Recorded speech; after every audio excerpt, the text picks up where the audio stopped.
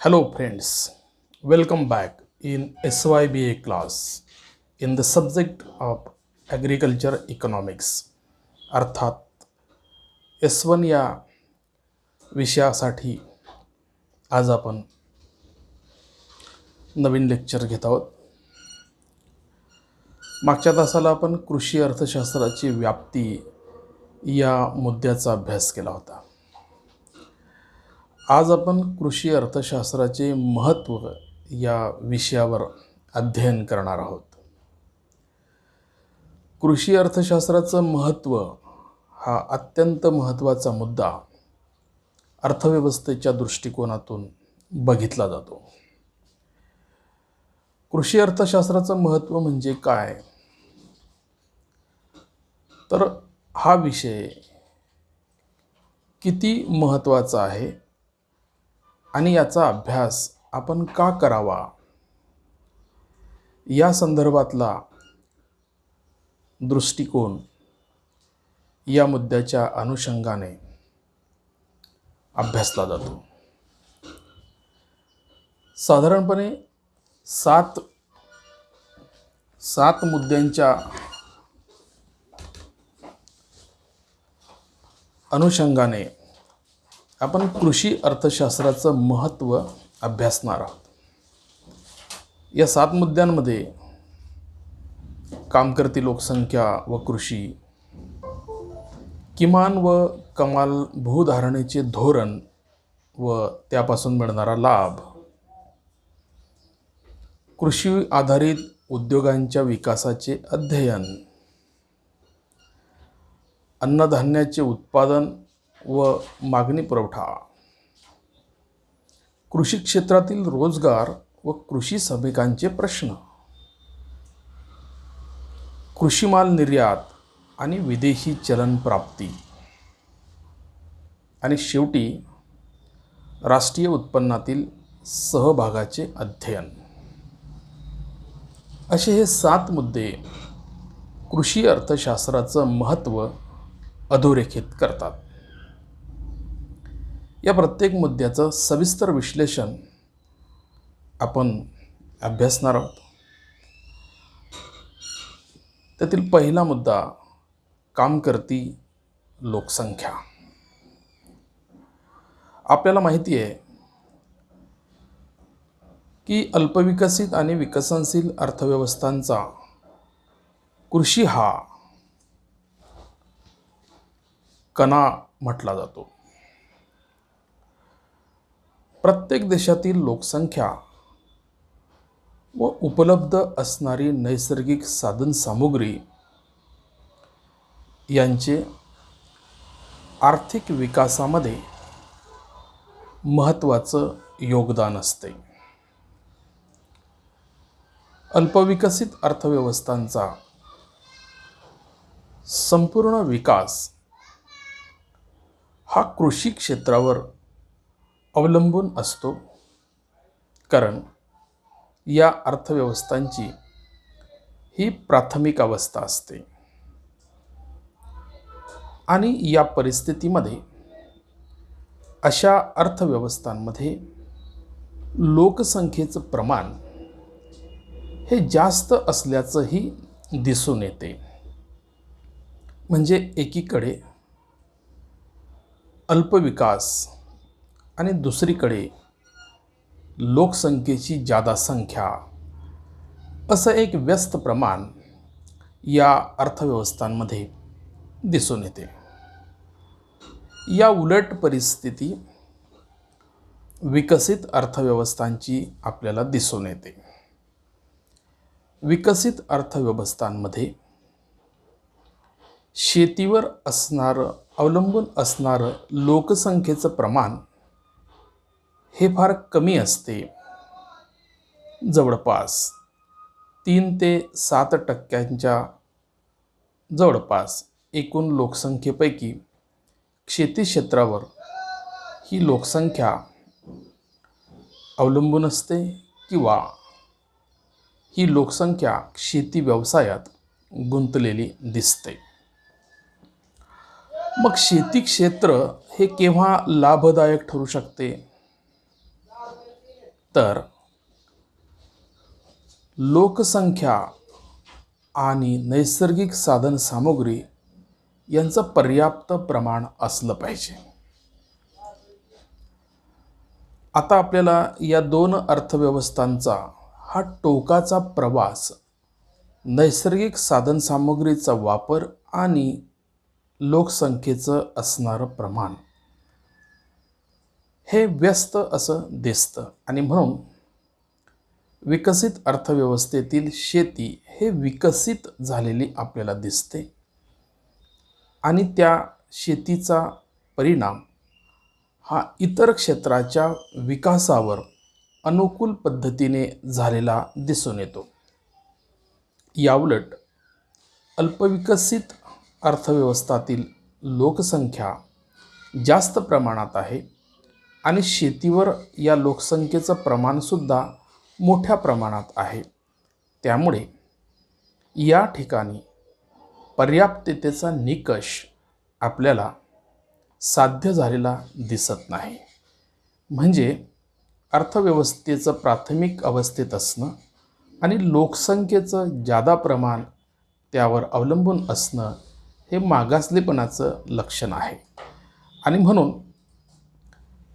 या क्षेत्रामध्ये शेती आणि लोकसंख्येचं पर्याप्तताचं प्रमाण या समीकरणापर्यंत पोहोचणं यासाठी फार मोठे प्रयत्न अल्पविकसित आणि विकसनशील अर्थव्यवस्थांना करणं गरजेचं आहे. आणि या दृष्टिकोनातून हा मुद्दा कृषी अर्थशास्त्राच्या अभ्यासाचा महत्त्वाचा विषय ठरत असतो. प्रत्येक अर्थव्यवस्थेतील लोकसंख्या आणि त्यातील कामकर्ती लोकसंख्या यासाठी महत्त्वाची ठरते. म्हणून कामकर्ती लोकसंख्या व कृषी क्षेत्राचा सहसंबंध अभ्यासणे हा महत्त्वाचा विषय ठरतो. दुसरा मुद्दा जो आहे, किमान व कमाल भूधारणेचे धोरण व लाभ. आपल्याला माहिती आहे की आपल्या देशामध्ये ब्रिटिश भारतापासून शेती कसण्याच्या ज्या विविध पद्धती होत्या, त्या विविध पद्धतीमध्ये शेतीचं एका विशिष्ट वर्गाकडे केंद्रीकरण झाल्याचं दिसून येते. त्यामुळे लोकसंख्येचा मोठा भाग कुळांच्या स्वरूपात किंवा भूमिहीनांच्या स्वरूपामध्ये किंवा अल्पभूधारकांच्या स्वरूपामध्ये आपल्याला दिसून आलेला आहे. स्वातंत्र्यप्राप्तीनंतर काही महत्त्वाचे शेती संदर्भातले कायदे भारतासारख्या देशामध्ये तयार करण्यात आले आणि त्यातून कमाल आणि किमान भूधारणा किती असावी या संदर्भातल्या निकषातून अनेक लोकांना शेतीचं पुनर्वाटप करण्यात आलेलं दिसते. म्हणजेच शेतीच्या संदर्भात स्वातंत्र्यपूर्व काळात झालेलं केंद्रीकरण नंतरच्या काळामध्ये विकेंद्रीकरणाच्या प्रक्रियेमध्ये आपल्याला शेतीचं पुनर्वाटप झालेलं दिसते. पण तरीसुद्धा भारतामध्ये वारसा हक्काचे जे कायदे आहेत, या कायद्यांचा प्रतिकूल परिणाम म्हणून शेतीचं तुकडीकरण भाऊबंदकीच्या हिश्श्यावरनं किंवा कुटुंबातील हिस्सेदारीवरनं शेतीचं तुकडीकरण मोठ्या वेगाने होत असल्यामुळे कमाल शेतीचं किमान शेतीमध्ये रूपांतर होत असताना दिसते. त्यामुळे अल्पभूधारक शेतकऱ्यांचं प्रमाण वाढताना दिसते. शेतीचं अल्प प्रमाण असेल तर अशा प्रकारची शेती पोषणक्षम ठरत नाही किंवा गुंतवणुकीसाठी ती फायद्याची ठरत नाही. तिच्यातून पुरेसं उत्पन्न आपल्याला काढता येत नाही. एकीकडे अशा प्रकारची परिस्थिती असताना जागतिकीकरणाच्या काळामध्ये विविध प्रकारच्या बहुराष्ट्रीय कंपन्या आणि मोठ्या कंपन्या यांनी शेतीमध्ये गुंतवणूक करून मोठ्या प्रमाणात शेतीचं केंद्रीकरण करत असल्याचं दिसून येते आणि कंपनी शेतीच्या नावाखाली मोठ्या प्रमाणात शेतीच्या केंद्रीकरणातून शेतीसाठीचे वेगवेगळे प्रयोग होत असताना दिसतात आणि त्यातून अशा प्रकारची शेती ही लाभदायक होताना सुद्धा दिसून येते. आणि म्हणून स्वातंत्र्यपूर्व काळामध्ये शेती कसण्याच्या ज्या जमीनदारी, महालवारी, रयतवारी अशा पद्धती होत्या, त्याचं नवं स्वरूप कंपनी शेतीच्या संदर्भामध्ये या स्वरूपातून आपल्याला दिसून आल्याचं दिसते. म्हणजे एकीकडे शेतीचं अल्पभूधारकतेकडे असणारं होत जाणारं प्रमाण आणि दुसरीकडे शेतीचं होत असणारं केंद्रीकरण, अशा परिस्थितीमध्ये भारतीय शेती अडकलेली दिसते. त्यामुळे शेतीचं समान वाटप, शेतीचं पुनर्वाटप आणि या संदर्भात जे केंद्रीकरण होत आहे या संदर्भात प्रतिबंधात्मक कायदे करणं हे भारतासारख्या देशाला अत्यंत महत्त्वाचं ठरतं. आणि या दृष्टिकोनातून कृषी अर्थशास्त्राचं महत्त्व या मुद्द्याच्या अभ्यासातून दिवसेंदिवस वाढत जाणार आहे.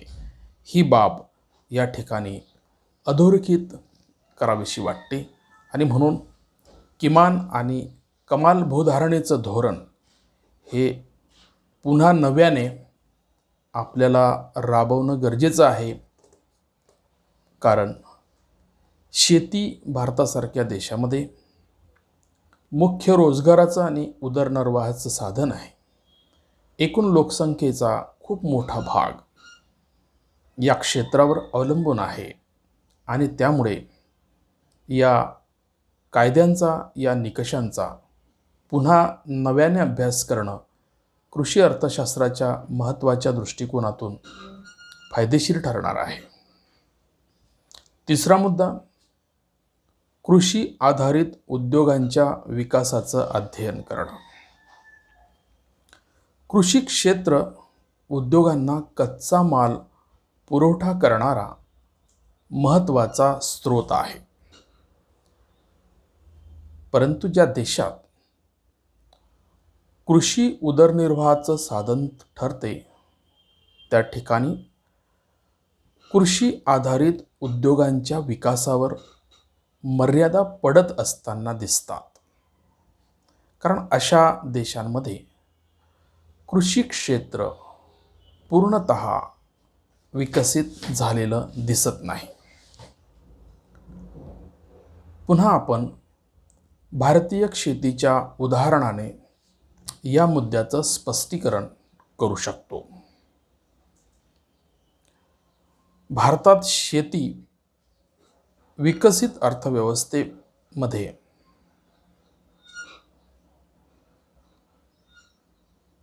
हे दोन्ही क्षेत्र एकमेकांच्या विकासाला पूरक ठरतात. जागतिकीकरणाच्या काळात अल्पविकसित देशांच्या अर्थव्यवस्था कृषी मालाच्या आयातक बनत आहेत असं दिसून येत आहे. परिणामी कृषी क्षेत्रावर याचे फार मोठे वाईट आणि विपरीत परिणाम होत असताना दिसत आहे. अशा परिस्थितीत आंतरराष्ट्रीय बाजारात जागतिकीकरणाने कृषी मालाला खूप मोठ्या संधी उपलब्ध केलेल्या दिसून येतात. या संधी ओळखणं, त्या टिपणं, कृषी आधारित उद्योगांना विकासाच्या संधी निर्माण करून देणं महत्त्वाचं ठरते. कारण कृषी आधारित उद्योगांना जो कच्चा माल पुरवला जातो, त्या कच्च्या मालातून पक्क्या मालात रूपांतर करण्याची व्यवस्था ही जर देशात होत असेल आणि त्यातून त्याची निर्यात होत असेल, तर कृषी क्षेत्र हे लाभदायक ठरू शकते. उदाहरणार्थ, कापड, कापसाची लागवड मोठ्या प्रमाणात झाली. कापडाचं उत्पादन करणारे उद्योग मोठ्या प्रमाणात निर्माण झाले. तर कपडा ही अत्यावश्यक एक गरज आहे. जगाची लोकसंख्या 750-800 कोटीच्या जवळपास पोहोचलेली आहे. आणि या वाढत्या लोकसंख्येची कपड्याची गरज लक्षात घेऊन उत्कृष्ट गुणवत्तेची कापडं निर्माण केली, तर देशी मार्केटसोबतच आंतरराष्ट्रीय मार्केटमध्ये सुद्धा अशा प्रकारच्या कापडाला मागणी निर्माण होऊ शकते, ज्याद्वारे कृषी व कृषीवर आधारित उद्योग फायद्यामध्ये येऊ शकतात. अशा अनेक उत्पादनांची उदाहरणं आपल्याला देता येऊ शकतात, ज्यामध्ये खाद्यतेल, साखर, ज्यूट, भात, डाळी, हळद, मसाले इत्यादी उद्योगांचं महत्त्व अधोरेखित करता येते. कारण जीवनावश्यक वस्तूंमध्ये खाद्य उद्योग जे आहे ते गुणवत्तापूर्ण उत्पादन करत असतील, तर या उद्योगांना खूप मोठ्या संधी प्राप्त होऊ शकतात आणि त्यातून मोठ्या प्रमाणातले लाभ या क्षेत्रातील लोकांना होऊ शकतात. म्हणून कृषी अर्थशास्त्राचा हा अत्यंत महत्त्वाचा विषय आहे. याचं अध्ययन करणं आणि यामध्ये विकास करणं कृषी अर्थशास्त्राच्या महत्त्वातून अधोरेखित होतं. चौथा मुद्दा आहे अन्नधान्याचे उत्पादन व मागणी पुरवठा. आदल्या मुद्द्यात जसं मी तुम्हाला सांगितलं की वाढत्या लोकसंख्येची अन्नधान्याची गरज पूर्ण करण्याची जबाबदारी ही कृषी क्षेत्राचीच असते. निसर्गाने अन्नधान्याच्या निर्मितीसाठी दुसरं क्षेत्र आपल्याला दिलेलं नाही आणि म्हणून जगाची वाढती लोकसंख्या आणि त्यांच्या वाढत्या जीवनावश्यक गरजा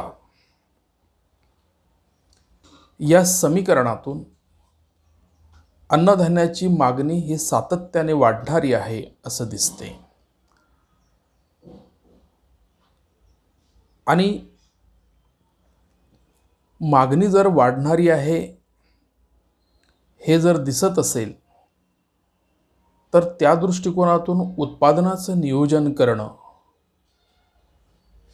हे शेतकऱ्याच्या हातामध्ये आहे. आणि म्हणून मागणीनुसार पुरवठा कसा करता येईल, त्यासाठी उत्पादनाचं व्यवस्थापन कसं करता येईल, हा कृषी अर्थशास्त्राच्या महत्त्वाचा अभ्यास विषय ठरतो. भारतासारख्या देशाची लोकसंख्या 1951 मध्ये 35 कोटी होती. 2011च्या जनगणनेनुसार ती 130 कोटीपर्यंत आली. सातत्याने ही लोकसंख्या वाढत जाणार आहे. भारतीय एकूण लोकसंख्येपैकी 69% जास्त लोकसंख्या शहरी भागात केंद्रित झालेली दिसते, तर 30-31% जवळपास ग्रामीण भागामध्ये लोकसंख्येचं वास्तव्य असलेलं दिसते. आणि ग्रामीण भागातच कृषी व्यवसाय मोठ्या प्रमाणात असल्यामुळे शहरी लोकसंख्येला अन्नधान्याचा पुरवठा करणं किंवा अन्नधान्याची मार्केट शहरी भागात ही मोठी आहे आणि त्यासोबतच जगाची मार्केटसुद्धा आपल्यासाठी खुली आहे, असा विचार करून अन्नधान्य उत्पादनाच्या संदर्भातलं मॅनेजमेंट शेतकऱ्याला करता येऊ शकतं. आणि म्हणून या मागणी पुरवठ्याच्या नियमानुसार पुरवठ्याची जी बाजू आहे ती शेतकऱ्याने जर व्यवस्थितपणे नियोजित केली तर या क्षेत्रामध्ये मोठ्या प्रमाणात फायदे होऊ शकतात. जसं आपण म्हटलं की भारतीय अर्थव्यवस्था ही कृषीवर आधारित आहे. कृषी अर्थव्यवस्थेचा कणा आहे. एकूण लोकसंख्येचं प्रमाण कृषी क्षेत्रावर जास्त आहे. तरीसुद्धा भारतामध्ये काही गोष्टी ज्या आहेत या व्यवहाराला न पटणाऱ्या दिसतात, तरीसुद्धा त्या अंमलबजावणी होत असताना दिसतात. उदाहरणार्थ, शेतीमध्ये अन्न सुरक्षा विषयक कायदे राबवावे लागतात. त्यानंतर सार्वजनिक वितरण व्यवस्था सुद्धा गेल्या 70 वर्षामध्ये आपल्याला कंटिन्युअसपणे सुरू ठेवावी लागते.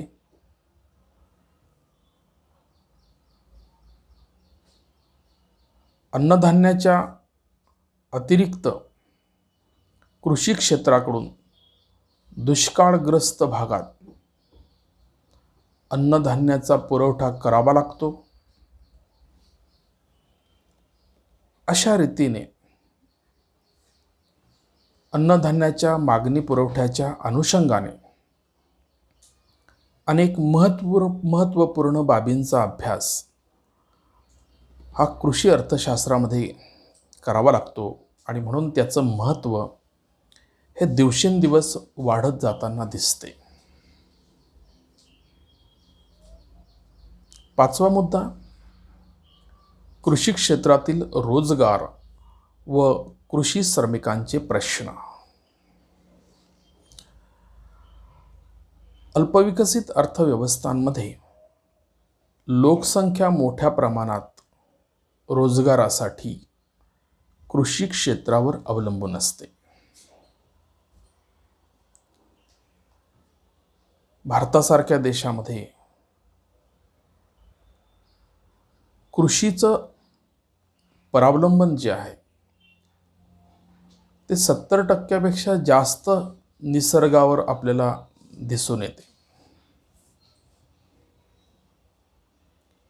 अर्थात निसर्गाच्या या परावलंबनामुळे हा 70% कृषी क्षेत्राचा भाग पूर्णतः विकसित होऊ शकलेला नाही आणि त्याचा वाईट परिणाम भारताच्या एकूण विकासावर झालेला सुद्धा दिसून येतो.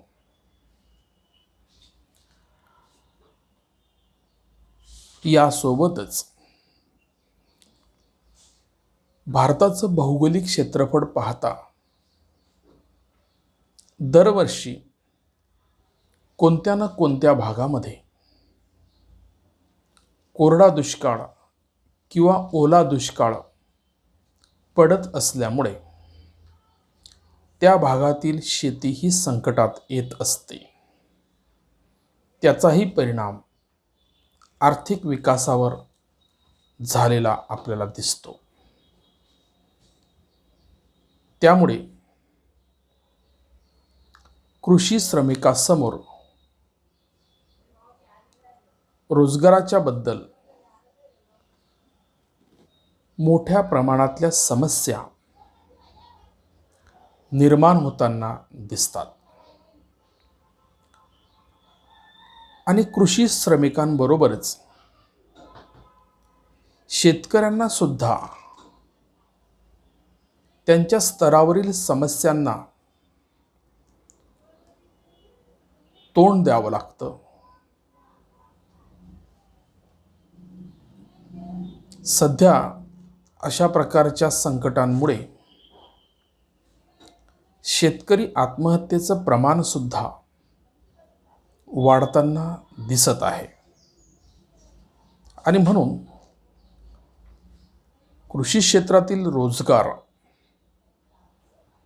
व शेतमजुरांचे प्रश्न हा वैरणीचा विषय आहे, अत्यंत महत्त्वाचा विषय आहे. आणि याचं अध्ययन करणं, निरंतर अध्ययन करणं कृषी अर्थशास्त्राचं महत्त्व अधोरेखित करते. कृषी क्षेत्रातील बेरोजगारी, दुष्काळ व त्यामुळे होणारी उपासमार, कुपोषण, शेतकरी कर्जाचे प्रश्न, शेतमजुरांचा कर्जबाजारीपणा, शेतमजूर संघटनांचा अभाव, हंगामाच्या काळात शेतमजुरांच्या तुटवड्यांचे प्रश्न आणि या सर्व समस्यांवर शासनाचं असणारं धोरण, या सर्व बाबींचा अभ्यास या मुद्द्यांच्या अनुषंगाने कृषी अर्थशास्त्राचं महत्त्व अधोरेखित करतो. 6वा मुद्दा, कृषी माल निर्यात आणि विदेशी चलन प्राप्ती.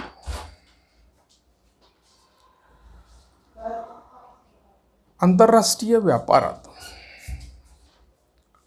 पूर्वीपासून शेतमालाच्या आयात निर्यातीला महत्त्वाचं स्थान मिळालेलं दिसते. कृषी मालाची निर्यात हा विदेशी चलन प्राप्तीचा अत्यंत महत्त्वाचा मार्ग आहे.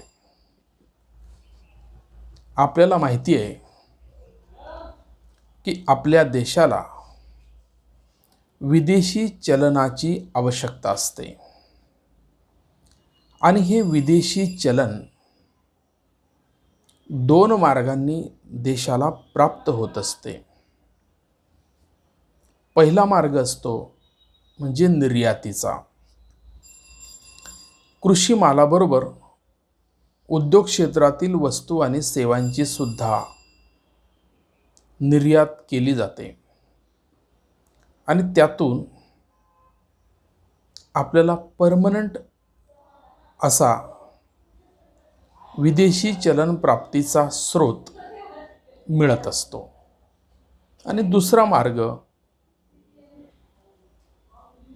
विदेशातून विदेशी संस्थांकडून, विदेशी सरकारांकडून कर्जाच्या स्वरूपामध्ये विदेशी चलन प्राप्त होत असते. परंतु पहिला जो मार्ग आहे तो भारतीय वस्तू आणि सेवांच्या निर्यातीतून विदेशी चलन प्राप्त केल्यास देशावरचा कर्जबाजारीपणा वाढत नाही. आणि म्हणून या पहिल्या मार्गाचा अवलंब केल्यास देश श्रीमंत बनतो, देश विकसित बनतो. आणि या दृष्टिकोनातून कृषी मालाच्या निर्यातीच्या संधी आपण जर हेरल्या तर विदेशी चलन प्राप्ती मोठ्या प्रमाणात होऊ शकते. आपल्याला माहिती असेल की जागतिकीकरणाच्या काळात भारतीय अर्थव्यवस्थेमध्ये स्पेशल इकॉनॉमिक झोन, विशेष आर्थिक क्षेत्रांची सुद्धा शेतमाल निर्यातीसाठी निर्मिती करण्यात आलेली आहे.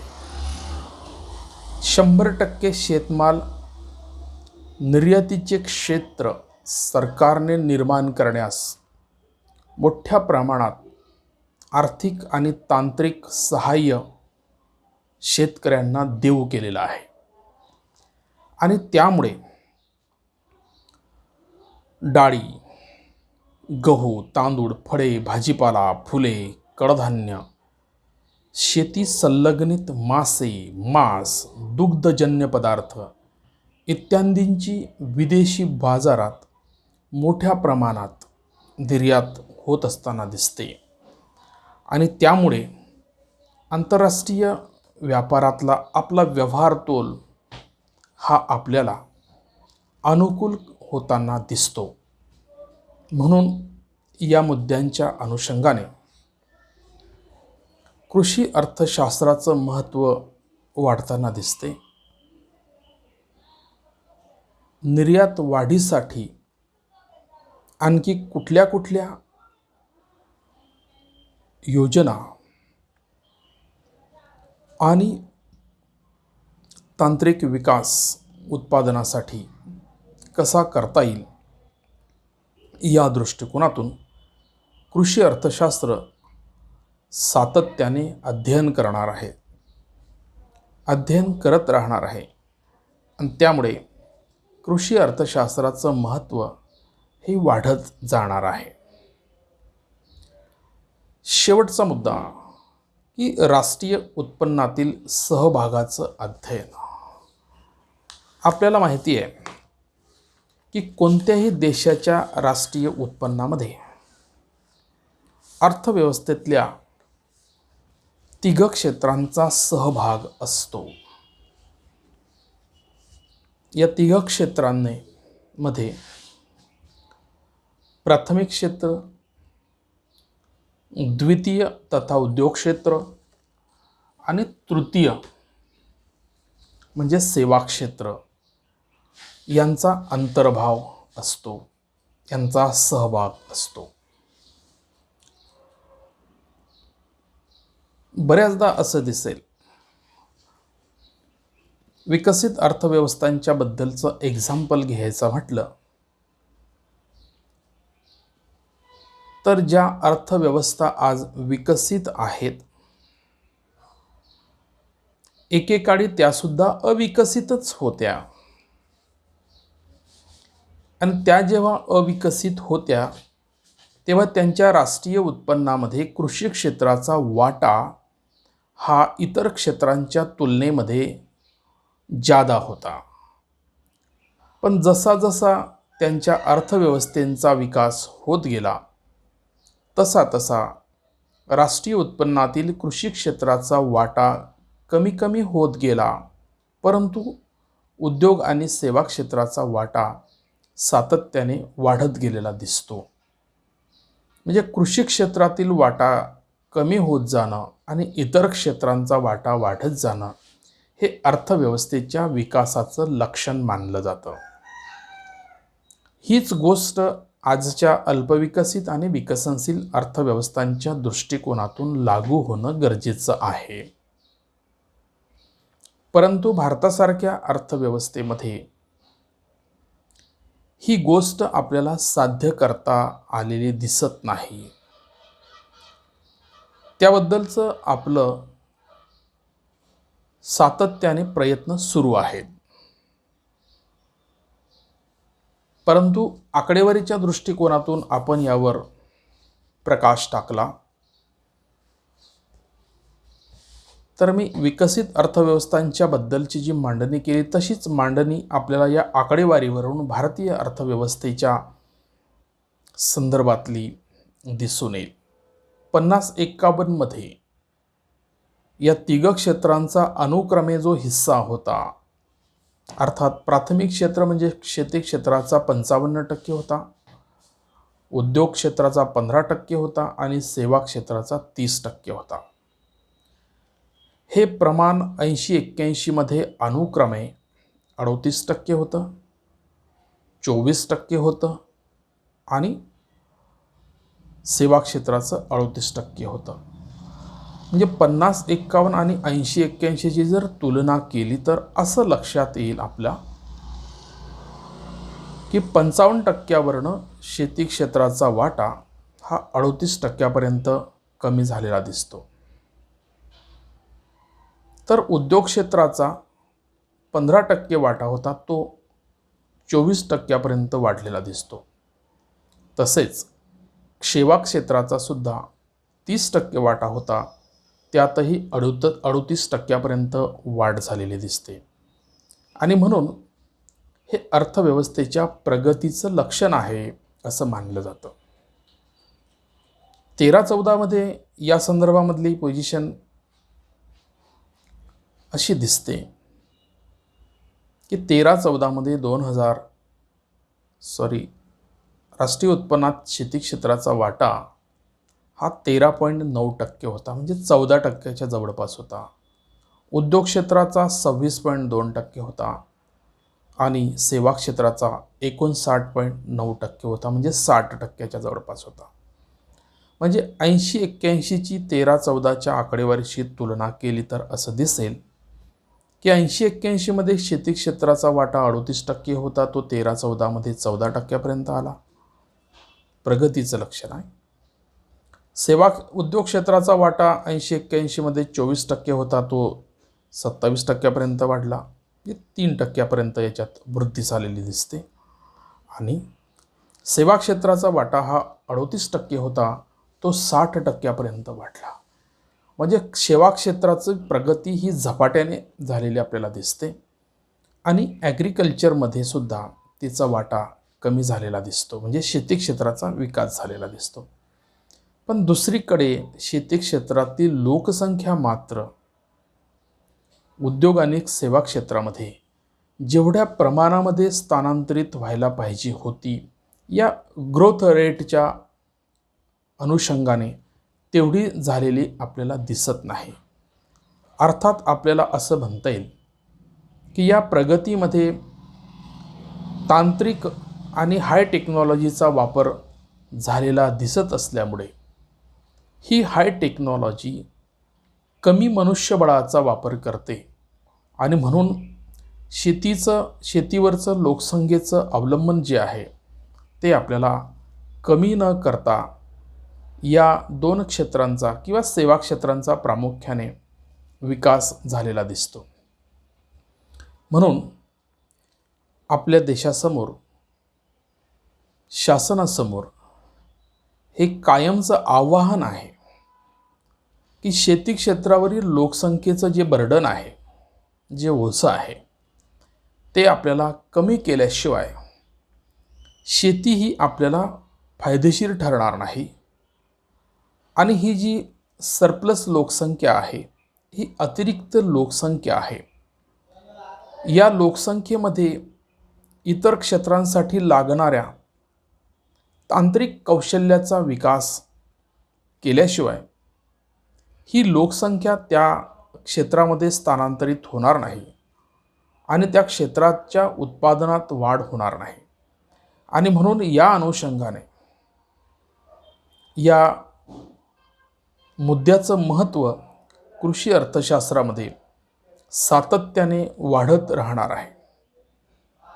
अशा रीतीने आज आपण कृषी अर्थशास्त्राच्या महत्त्वाच्या बाबत 7 मुद्द्यांचा अभ्यास केला. पुढच्या तासाला आपण कृषी क्षेत्राची आर्थिक विकासातील भूमिका आणि भारताच्या कृषी क्षेत्रामध्ये आर्थिक विकासातील भूमिका काय आहे, या मुद्द्यांचं अध्ययन करणार आहोत. तोपर्यंत आपण घरी राहा, सुरक्षित राहा, इतरांची सुद्धा काळजी घ्या. तोपर्यंत धन्यवाद.